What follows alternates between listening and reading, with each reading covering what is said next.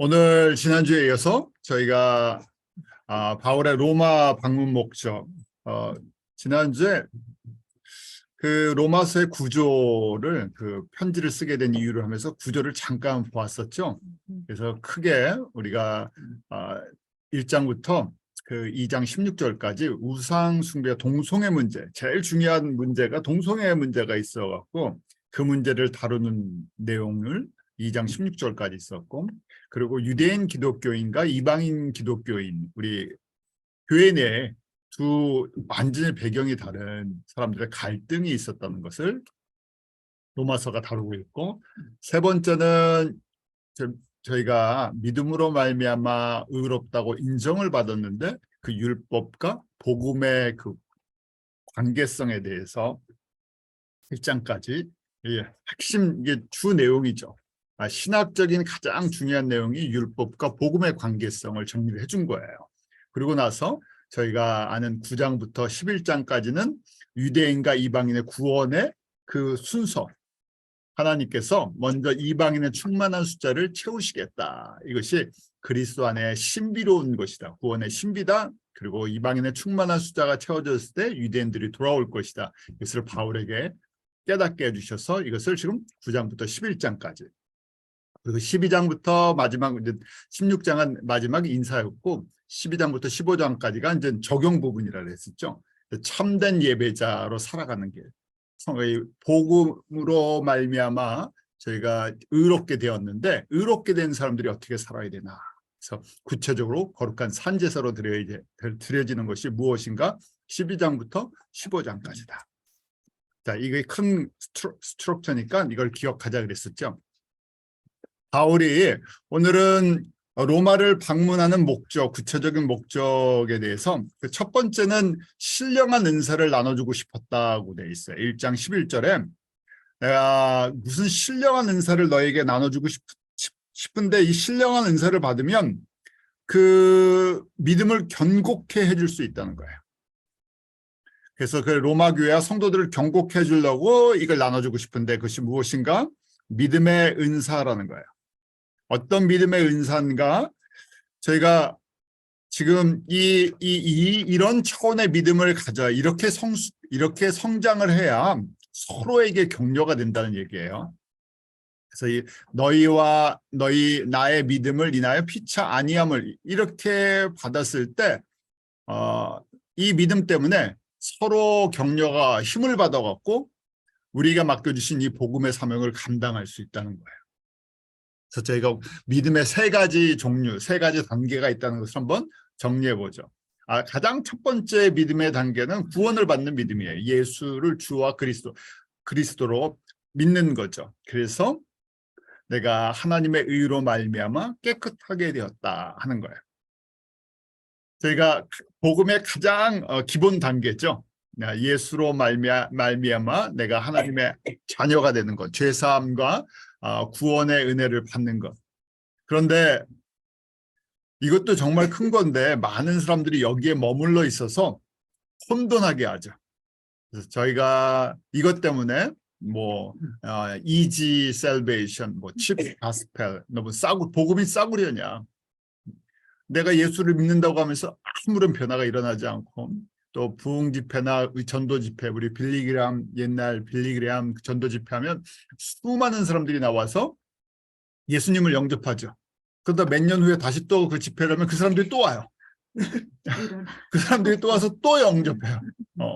왜냐하면 그때만 영접을 하고 세상에서 똑같이 살다가 다시 또 회개하고 내가 확신이 없으니까 이때 구원에 내가 정말 하나님의 자녀이군요 하고 또 고백을 해요. 근데 거기서 멈추어 있으니까 이게 예수만 믿으면 구원을 받는다 그러니까 이 구원의 은혜를 감격을 알고 있는 거냐. 한쪽은 엄청난 도전이 있죠. 저게 정말 진짜 구원받은 거냐.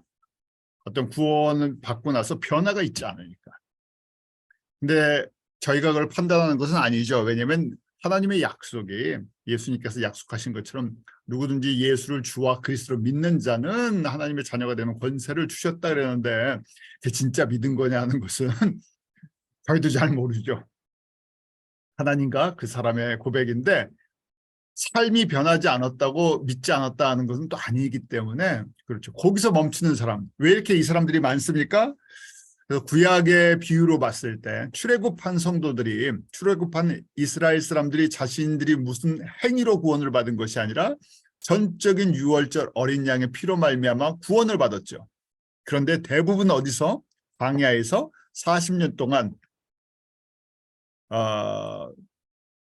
저희들의 눈에 보기에는 전혀 성장이 없는 것처럼 40년 동안 신앙생활 같은 신앙생활이 아닌 방황하는 신앙생활을 하다가 삶을 마쳤죠. 그런데 거기에도 구원을 받는 믿음이 있었던 거고 작지만 그 안에서 성장은 있죠. 그런데 진짜 믿음의 큰 성장은 없지만 아주 작은 성장들을 갖다 누리면서 큰 그림으로 봤을 때면 광야의 삶을 저희가 벗어나지 않은 상태에서 거기서 보내는 것을 보았죠. 그러니까 대부분의 성도들은 구약의 비유를 봤을 때 광야를 벗어나지 않았다는 걸 알게 돼요. 자, 두 번째 믿음은 예수님의 도우심을 믿는 믿음 이렇게 써놨어요. 뭐냐면 이 세상에서 내가 열심히 예수님 말씀 듣고 기도하고 이렇게 또 섬기고 그러면 이 땅에서 복을 체험한다. 예수님이 도와주신다. 치료도 해주시고 회복도 시켜주시고 물질의 복도 주시고 형통의 복도 주시고 그래서 더 새벽에 기도하고 더 매달리고 그러니까 크게 부르짖어야 되고 부르짖으라 그러니까 저희가 또 어떻게 합니까? 산에도 올라가서 뭐 나무까지는 아니지만 최소한 그래도 다른 사람한테 지지 않으려고 저희가 목이 쉬라고 그렇게 부르짖었던 적이 다들 있으시죠? 하나님께서 그런 은혜를 주세요. 이게 단계예요. 1단계 구원을 받는 믿음에서 멈추는 사람이 있는가 하면 그거 안 되니까 직접 내가 예수님이 나에게 이런 은혜를 부어주시는 것을 경험해야 되겠다.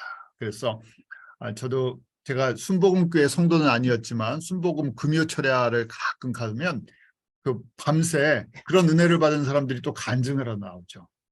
밤새 또 간증을 하세요. 그럼 더 또 도전을 받아서 어떻게 합니까? 같이 나도 저런 은혜를 체험해야 되겠습니다. 그래서 많은 사람들이 밤새도록 저희가 같이 부르짖고 기도했던 그런 적들이 있죠. 왜냐하면 그것도 믿음이에요. 첫 번째보다는 두 번째 믿음. 그래서 그분들이 사실은 교회에서 가장 열심히 섬기세요. 굳은 일도 뭐 도맡아 하시고 교회에서 할 수 있는 것들, 봉사할 수 있는 것, 물질 드리는 것 다들 헌신하시잖아요. 자, 거기가 두 번째 믿음이에요. 세 번째 믿음은 히브리서 11장의 믿음, 본향에 대한 믿음. 다시 오실 예수 그리스도와 새하늘과 새 땅에 대한 믿음. 그렇기 때문에 이 땅은 나그네다. 이 땅에는 순례자다. 이 땅은 훈련 장소다 하고 그렇게 바라보는 믿음. 그래서 히브리서 11장 1절 믿음은 바라는 것들의 실상에 보이지 않는 것들의 증거니. 자, 이걸 그대로 두 번째 믿음 사람들이 갖고 있으면 뭐라고 해야겠어요? 바라는 것들의 실상이니까 어떻게 해야 돼요? 가서 봐야 돼요. 그다음에 이거는 이 건물은 내 건물입니다. 그래서 우리 교회에게 주시는 건물입니다. 그래서 같이 돌아야 돼요. 그리고 같이 기도하면서 이 건물을 우리에게 주실 줄 믿습니다. 왜냐하면 바라는 것들의 실상이니까 이게 우리의 욕심이 아닙니다. 그래서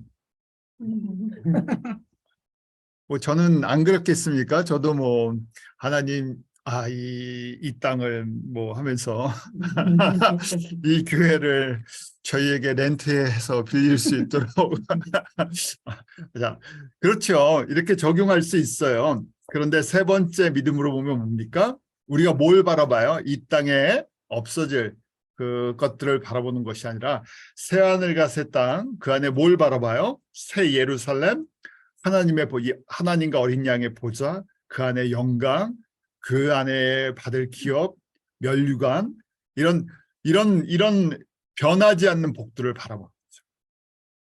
거기에 대한 증거들, 거기에 대한 이 증거들을 조금씩 저희에게 주시는 거예요. 말씀으로 주시고 또 여러 가지 방법을 통해서 그것이 더 실질적이고 실제적이라는 것을 우리에게 확신을 주시죠. 그러니까 어떻게 합니까? 그걸 바라보면서 소망하게 돼요. 그리고 기도하게 돼요. 그런 복을 저희가 주시기를. 그래서 이 땅에서 좀 적게 받아도, 이 땅에 두 번째 믿음의 체험이 좀 적어도 어떻게 됩니까? 세 번째 게 더 중요한 거예요. 저희가 이런 고백을 이제 하는 건데, 지금 바울이 로마서 1장 11절, 12절, 그다음에 13절, 형제들아 내가 여러 번 너에게 가고자 하는 것을 너희가 모르기를 원치 아니하노니 이는 너희 중에서도 다른 이방인 중에서와 같이 열매를 맺게 함이로되 지금까지 길이 막혔다. 어떤 열매요? 히브리서 11장의 믿음의 열매.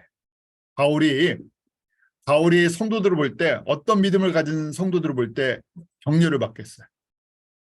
세 번째, 히브리서 11장의 믿음을 가진 사람들. 왜요? 바울이 그런 믿음을 갖고 있기 때문에. 그 믿음의 은사를 로마 교회에게 나눠주고 싶다는 거예요. 그 믿음의 은사가 있으면 어떻게 됩니까? 눈에 보이는 현실 속에서 오는 여러 가지 문제나 도전들이나 이런 것들을 이겨나갈 수 있는 힘이 돼요. 권세가 돼요. 그래서 바울이 로마에 있는 성도들도 히브리서 11장의 믿음, 바울이 지금 3차 선교 여행을 하면서 갖고 있는 이 믿음의 은사를 임파트, 떼어주기로 원한다는 거예요. 그래서 믿음은 전염됩니다. 그렇죠? 세상의 것도 전염이 되잖아요. 너무 요새는 너무 세상의 영향력이 너무 강해요. 그래서 세상 것도 우리에게 엄청난 영향력을 주기 때문에 만약에 우리가 이런 믿음, 히브리서 11장의 믿음을 같이 나누는 성도들이 없다 그러면요, 감당하기가 쉽지가 않죠. 사람은 영향을 받게 돼 있어요.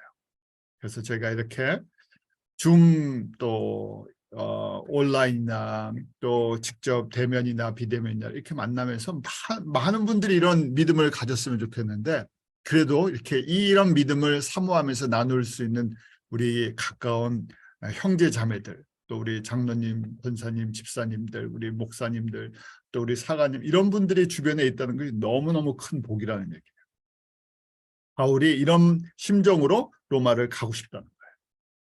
이 믿음이 있지 않고는 그 로마 제국의 부는 거대한 물결을 견뎌낼 수가 없기 때문에 그래요. 저희에게도 똑같은 메시지를 주시는 거죠. 자, 복음과 믿음의 상관관계. 이런 믿음, 히브리서 11장의 믿음이 있을 때 내가 복음을 어떻게 한다고요? 부끄러워하지 않아요. 그렇지 않으면 복음이 부끄러워져요. 그래서 우리가 잘 아는 로마서 1장 16절, 내가 복음을 부끄러워하지 아니하노니 이 복음은 모든 믿는 자들의 구원을 주시는 하나님의 능력이 됩니다. 첫째는 유대인에게, 또한 헬라인에게로다. 그래 저희가 복음을 입으로 증거하든 삶으로 증거하든 우리 삶의 중심에 예수 그리스도, 우선순위가 예수 그리스도께 있다는 것을 직접 표현할 수가 있어요. 어떤 상황 속에서든지. 일부러가 아니라 예수 그리스도, 이 예수 그리스도의 복음이 무슨 능력이 있어요? 생명을, 구원을 주시는 능력이 있기 때문에 절대적으로 필요한 것이고 다른 길이 있지 않아요. 그래서 세 번째 믿음이 필요할 때 그 유대인들이 기다리는 메시아, 이 사람들이 오해를 했어요. 세 번째 믿음이 필요한데 유대인들은 영광 가운데 메시아가 온다고 생각을 하고 있었어요. 고난받는 메시아를 이해하지 못했다 그랬죠.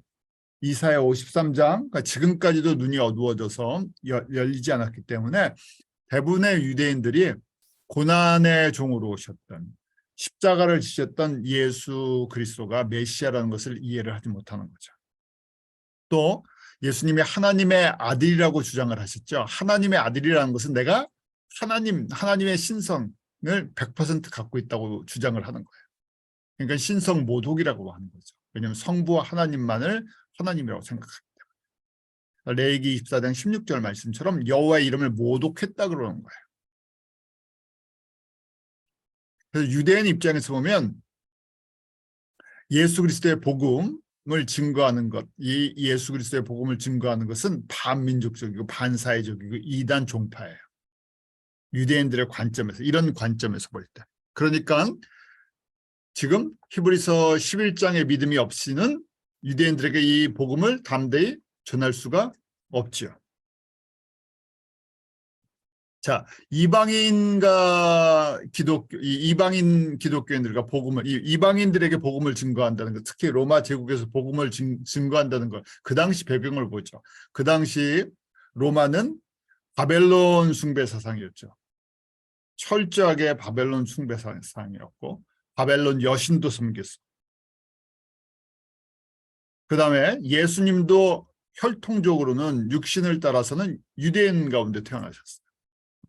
그래서 로마에 있는 사람들이 볼 때는 십자가는 유대인들에겐 가장 꺼리는 것이고, 우리는 십자가에 못 박힌 그리스도를 전하니 유대인에게는 꺼리는 것이요 이방인에게는 미련한 것이다. 그렇게 돼 있죠. 이방인에게는 미련하다. 왜냐하면 그들의 가치관으로 보면 이 이스라엘 유대인들의 그 갖고 있는 한 분파로 보여서 자기들 식민지 안에서 나온 건데요. 그 변두리에 있는 식민지가 또 아주 조그만 변두리 식민지에서 나오는 그 신을 갖다가 믿으라는 건 정말 부끄러운 거죠. 미련한 거죠. 어리석은 거죠. 그래서 그것을 저희가 어떻게 극복하느냐, 어떻게 이겨내느냐, 복음에 대한 확실한 믿음이 필요한데 어떤 믿음이요? 히브리서 11장입니다. 지금 바울이 이 믿음을 나눠주고 싶다는 거예요. 이 믿음이 없이는 그냥 첫 번째, 두 번째 믿음을 가지고는 나는 신앙생활을 할 수가 있어요. 그냥 교회는 있을 수 있어요. 근데 복음의 능력이 하나님의 구원을 증거하는 이방인이건 유대인들에게건 증거하는 하나님의 능력이 나타나지 않는다는 거예요. 저희가 그래서 이렇게 봤을 때 오늘날 저희가 점점 교회 영향력이 줄어든다. 다른 얘기로 보면 이런 각도로 볼 수 있죠. 복음의 영향력이 별로 없구나. 복음을 정확하게 히브리서 11장의 믿음을 갖고 있는 증인들이 별로 없다는 얘기죠. 저희가 처음부터 모았던 것처럼 복음이라는 예수님의 정체성, 기독론이 약해져 있기 때문에 그래요. 그래서 십자가의 도 우리가 유명한 말씀이죠. 고린도전서 1장 20절부터 22절까지 보면 이 십자가의 도 하나님의 지혜에 있어서는 이 세상이 자기 지혜로 하나님을 알지 못하는 거로 하나님께서 전도에 미련한 것으로 믿는 자들을 구원하시를 기뻐하셨도다. 유대인들은 표적을 구하고 헬라인은 지혜를 찾으나 이렇게 이야기를 하셨죠. 이 세상의 사람들이 봤을 때는 이게 미련하고 이해할 수 없는 그런 거예요. 차원이 다르기 때문에 그렇죠. 그래서 저희가 히브리서 11장의 믿음을 갖고 있으면 내가 일부러 막 구별된 삶을 살아야지, 내가 뭐 보여줘야지, 또 율법적으로 종교인의 색깔이 나타나는 것이 아니라 이 복음의 때문에, 이 믿음 때문에 분명하게 구별된 삶이 우리도 모르는 사이에 나타날 수밖에 없죠. 가치관이 다르고 인생관이 다르기 때문에. 그런데 저희가 잘 아는 것처럼 같은 믿음을 갖고 있는 사람들 안에서도, 같은 예수 그리스도를 믿는 사람 안에서도 세 번째 믿음의 소유자는 소수예요. 뭐 적게는 한 5%에서 한 10% 이렇게 볼 수도 있겠죠. 많아야 20%인데 20%까지 되면 너무 좋겠어요. 대다수는 첫 번째, 두 번째 믿음의 사람들이 한 80%를 소유하고 있어요. 두 번째 믿음 사람들도 그렇게 많은 건 아니죠. 저희가 교회에다 적용하면 금세 이해하실 수 있어요. 교회에 대부분의 사역이나 프로그램이 어디에 맞춰져 있습니까? 첫 번째에 맞춰져 있어도 감사해요. 그래도 그 구원의 메시지가 흘러가니까. 그런데 그것도 하기가 쉽지 않죠. 이민교회 보면요. 저희 이민교회 역사를 보면 이민교회는 복음 공동체가 아니라 처음에 무슨 공동체였습니까? 이민 공동체였어요. 이민의 뭡니까? 센터 역할을 했어요. 그러니까 교회 오면 한국 사람들 만나고 이민에 필요한 정보도 얻고 일할 사람도 구하고 그다음에 가게도 사고 팔고 집도 사고 팔고 하는 모든 인포메이션이 어디 있습니까? 교회에 있어요. 자동차도 구하려면 하여간 교회에서 다 교회니까 거기다가 복음의 공동체로 해놓으면 어떻게 됩니까? 사람들이 불편해서 안 와요. 그래서 왜냐면 교회는 또 이 민주주의로 만들어 나갔고 처음에 민주주의가 아니라 신본적인데 그러니까 어떻게 합니까? 공동회의 때 투표할 때 문제가 생겨져요. 너무 그 복잡해지니까 타겟이 우리 첫 번째 단계도 제대로 안 되는 믿음에다가 이렇게 수준이 맞춰져 있어요. 그래서 저희가 이미 꽤 오래된 과거의 사진들을 보면 재밌는 사진들을 많이 발견할 수 있습니다. 그거는 차차 여러분들이 궁금하시면 그런 사진을 보시면 참 재밌는 사진들이 많아요. 전혀 신앙의 공동체 색깔이 안 나는 사진들이 많기 때문에 그래요. 왜냐하면 이 이민 공동체의 역할을 많이 해서 그래요. 자, 그러다 보니까요. 이게 계속 연결이 돼 있죠. 지금 로마 안에서만이 아니라 바울이 이런 로마의 비전을 갖고 있었는데 이런 비전, 이 로마 복음화를 하기 위해서는 지금 로마 제국에 있는 미리 파송된 30여 명의 사역자들과 로마의 성도들이 바울이 지금 나눠주고 싶은 이 믿음의 은사가 있어야 돼요. 히브리서 11장의 믿음의 은사가 있어야 돼요.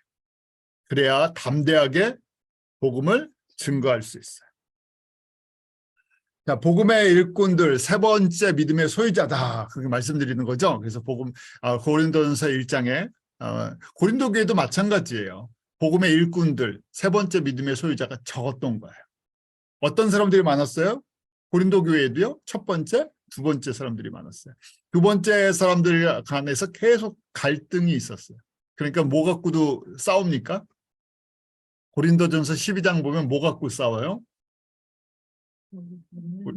은사 갖고도 싸웠던 거예요. 은사도 높낮이를 갖다가 거기다 만들어 놓은 거예요. 이 은사가 높다, 저 은사가 높다. 그래서 거기 그 은사 갖고 자랑을 하려니까 눈에 보이는 은사를 갖다 서열을 매겼다는 거예요.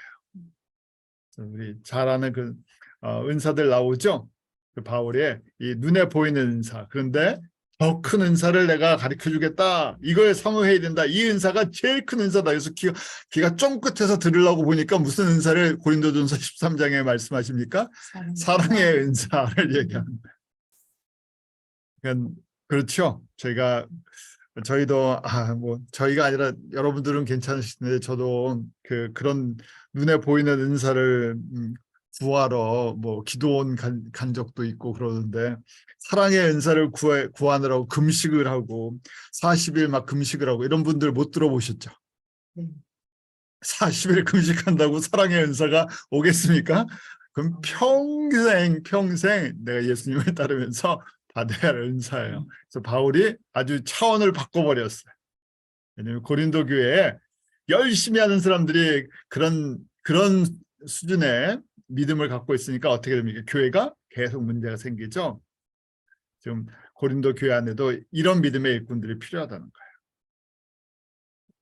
거예요. 고린도전서 1장 27절에 그러나 하나님께서 세상의 미련한 것들을 택하사 지혜 있는 자들을 부끄럽게 하려 하시고 세상의 약한 것들을 택하사 강한 것들을 부끄럽게 하려 하시며 우리가 지금 세상적으로 볼 때 대단한 인물들이 아닌데 하나님께서 우리를 택해서 어떻게 했어요? 세상에 가장 강하다고 하는 사람들, 가장 지혜롭고 하는 사람들, 바로 예수 그리스도의 복음 안에서 순종하게 만들어 주셨죠. 그래서 복음 자체가 능력이 있는 것이지. 예수 그리스도 그분 자체가 말씀이 돼서 우리에게 복음으로 와서 그 복음 자체가 구원을 이루는 능력이 있는 것이지 우리의 지혜나 우리의 능력이나 우리의 권세나 우리의 재능이나 이것 때문에 사람들이 변화되지 않는다는 거예요. 제가 종종 오해를 해요. 내가 세상적인 배경을 갖다가 이 하나님께서 도구로 쓰실 수는 있죠. 근데 세상의 내 배경 때문에 사람들이 변화되는 거 하나도 없죠. 그래서 거꾸로 세상에 내가 미련한 자들, 지혜 없는 자들, 연약한 자들을 주님께서 택하셨어요. 12명의 제자도 그렇죠. 초대교회 사역자들도 그랬어요. 바울도 높아졌으니까 높을 때 사용하십니까? 사용 안 하시죠. 그래서 어디까지요? 아주 바닥까지 낮추셨어요. 낮추신 다음에 지금 사용하세요. 그래서 바울이 자신의 능력으로 복음을 전하는 것이 아니었죠. 철저히 낮아져서 겸손히 예수 그리스도가 나타나기를 소망하면서 사역했던 거예요. 그래서 저희가 잘 아는 이 로마서 1장 17절 복음에는 하나님의 의가 나타나서 하나님의 의가 어디에 있나? 복음. 복음을 한마디로 저희가 예수 그리스도라 그랬었죠. 하나님의 의를 예수님이 우리에게 보여주신 거예요. 그래서 이 예수 그리스도의 복음이 우리가 믿음으로 말미암아 우리를 어떻게 해요? 믿음에 이르게 한다. 우리가 믿음으로 말미암아 그 구원을 받게 하시죠. 예수 그리스도께서 우리에게 베풀어 주신 것을 우리가 붙잡는 거예요. 붙잡는 것도 사실은 은혜죠. 그러니까 믿음도 은혜로 주신 거예요. 믿음도 은혜예요. 그래서 저희가 소망하기는 내가 믿음을 내 마음대로 어떻게 할 수가 없어요. 다른 사람의 믿음도 내가 마음대로 어떻게 할 수가 없어요. 이런 은혜를 나에게 주십시오. 어떤 믿음을 달라고요? 히브리서 몰랐을 때는 몰랐는데 지금은 이제 아니까 히브리서 11장의 믿음을 주십시오. 그냥 아름다워 보여야 돼요. 11에서 11장 읽었는데 너무 무서워요. 이거 이 감당이 안 됩니다. 그러면 구하지 않겠죠. 히브리서 11장이 너무 아름다운 믿음으로 저희 가운데 다가와요. 지혜로운 사람이 히브리서 11장 믿음을 사모하게 되죠. 왜냐하면 이 땅에서 받는 복이 아니라 하늘의 영광을 받을 수 있는 복. 이 땅에서 받는 거는 그냥 부스러기, 덤이에요. 덤 주시면 너무 감사하죠. 저희 뭐 솔직한 거잖아요. 덤도 받고 진짜도 받고 그러면 뭐 너무 좋죠.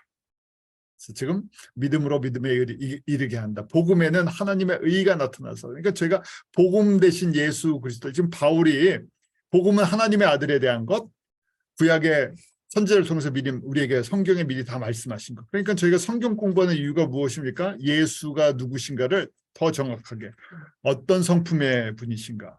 왜 이 땅에 오셨나? 무슨 일을 하기 원하신가? 어떨 때 기뻐하시나? 어떨 때 영광을 받으실 수 있나? 저희가 그것을 갖다가 정리를 해갖고 그다음에 순종해 나가는 거죠. 구원받은 하나님의 사람들이 이런 믿음을 가질 때 저희가 기쁨으로 하나씩 순종하는 거예요. 그럼 바울이 이 믿음을 지금 나눠주고 싶다는 얘기죠.